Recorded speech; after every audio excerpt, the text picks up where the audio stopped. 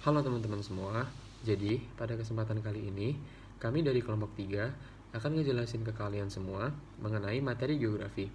Nah, penasaran kan materi apa aja yang akan kita jelasin? Makanya pantengin terus ya video kita. Mari kita mulai dengan teori pembentukan jagat raya. Jadi, dalam pembentukan jagat raya dipercayai terdapat dua teori. Yang pertama itu adalah teori Big Bang atau teori ledakan besar. Teori ini mempercayai bahwa jagat raya pada mulanya merupakan sebuah massa yang sangat besar dengan massa jenis yang sangat besar pula. Reaksi inti menyebabkan massa tersebut meledak secara dahsyat dan mengakibatkan banyak materi-materi yang berhamburan ke seluruh penjuru jagat raya. Materi tersebut pun akhirnya membentuk planet, asteroid, bintang, serta meteor. Teori yang selanjutnya adalah teori keadaan tetap. Jadi dalam teori keadaan tetap dipercayai bahwa jagat raya bersifat statis atau tetap, tidak ada awal dan tidak ada akhir. Jagat raya tidak berubah dalam ruang angkasa dan tidak berubah pula dalam waktu. Ketika jagat raya mengembang, maka materi baru terus-menerus bermunculan dengan sendirinya dengan jumlah yang pas sehingga jagat raya dalam keadaan yang selalu stabil.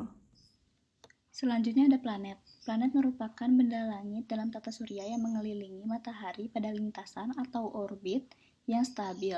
Berikut ini beberapa karakteristik dari planet yang ada di tata surya. Yang pertama ada Merkurius. Merkurius adalah planet yang paling dekat dengan matahari yang menyebabkan suhunya itu sangat panas. Kedua adalah Venus.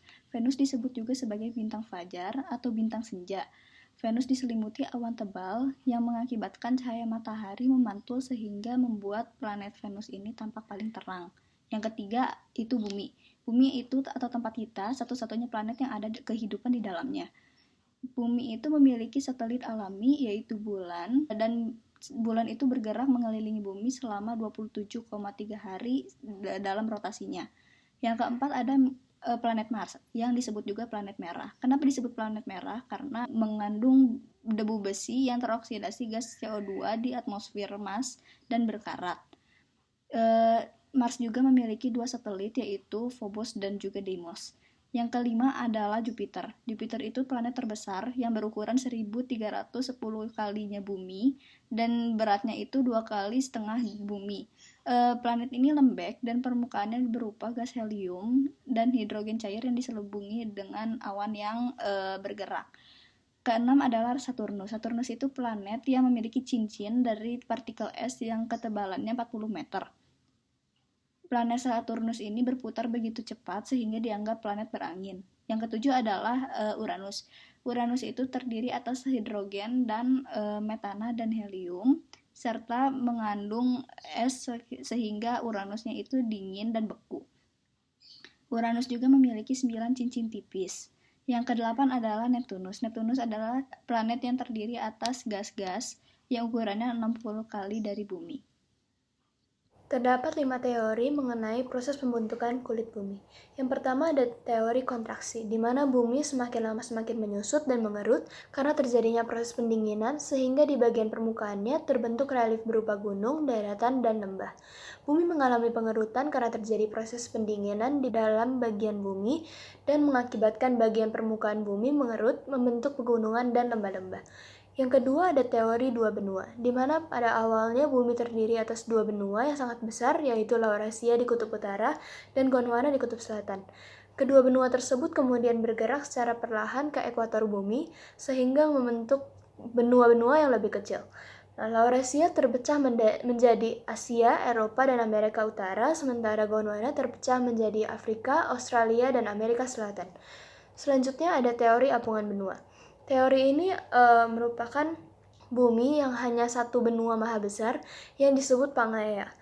Benua tersebut kemudian terpecah-pecah dan terus bergerak. Gerakan rotasi bumi mengakibatkan pecahan benua tersebut bergerak ke arah barat menuju ekuator.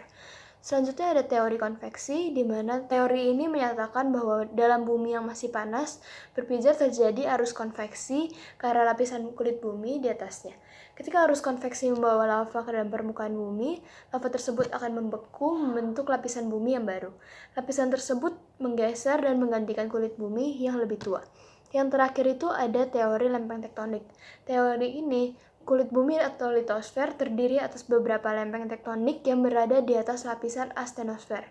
Lempeng-lempeng tektonik membentuk kulit bumi selalu bergerak karena adanya pengaruh arus konveksi yang terjadi pada lapisan astenosfer yang berada di bawah lempeng tektonik kulit bumi. Alfred Lothar, seorang ahli meteorologi dan geologi dari Jerman, mengemukakan bahwa benua yang padat sebenarnya terapung dan bergerak di atas massa yang relatif lembek.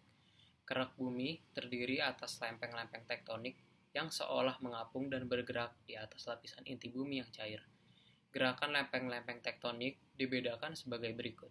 Gerakan divergen, yaitu gerakan lempeng tektonik yang saling menjauh, contohnya benua Afrika dengan benua Amerika bagian selatan. Dari bentuk kedua benua itu, terlihat bahwa dulu kedua benua itu pernah menyatu dan kemudian mengalami pemisahan yang menjadi seperti sekarang. Lalu contoh yang kedua adalah gerakan konvergen, gerakan antar lempeng tektonik yang semakin mendekat. Contohnya pergerakan konvergen lempeng Indo-Australia dan lempeng Euro-Asia pada pembentukan pegunungan Himalaya.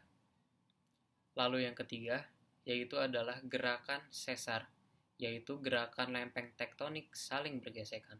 Contoh dari hasil gesekan tersebut adalah lempeng Pasifik dengan lempeng Amerika Utara, sehingga muncullah sesar San Andreas. Inti bumi berbentuk bola yang tersusun dari unsur besi dan nikel. Inti bumi dibedakan menjadi inti luar dan inti dalam.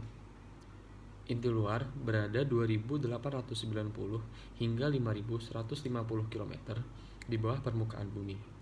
Ketebalannya sekitar 2.200 km. Inti luar tersusun dari besi, sedikit nikel, serta 10% sulfur dan oksigen. Material inti luar bersifat cair. Temperatur inti luar 4.000 hingga 5.000 derajat Celcius dan berat jenisnya 10 hingga 12 gram per cm. Inti dalam berada 5.150 hingga 6.370 km di bawah permukaan bumi dan ketebalannya sekitar 1.250 km. Inti dalam tersusun dari besi, nikel, dan unsur ringan seperti sulfur, karbon, dan oksigen. Temperatur inti dalam sekitar 5.000 hingga 600 derajat Celcius. Inti bumi bersifat padat karena tekanannya sangat tinggi. Berat jenisnya sekitar 15 gram per cm. Rotasi bumi menyebabkan bumi menjadi magnetis.